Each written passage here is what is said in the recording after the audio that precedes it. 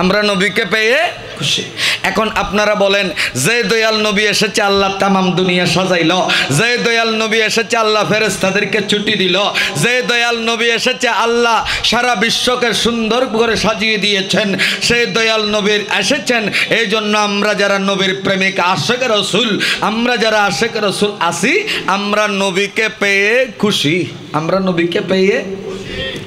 বারে রবিউল আউয়াল এলেন রাসূল দুনিয়ায়।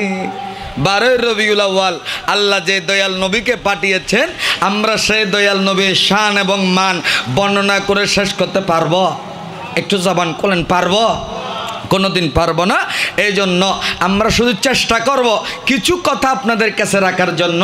এখন আপনারা বলেন, দয়াল নবী রাহমাতুল্লিল আলামিন পৃথিবীর জমিনে আসবেন হজরতে মা আমেনার গর্ভ মুবারকে যখন এসেছেন, হজরতে মা আমেনা বলতেছে, ও পৃথিবীর মুসলমান, ও চট্টগ্রামের মানুষ, ও আগ্রাবাদের মানুষ, আপনাদের বিবেকের কাছে প্রশ্ন রাখলাম।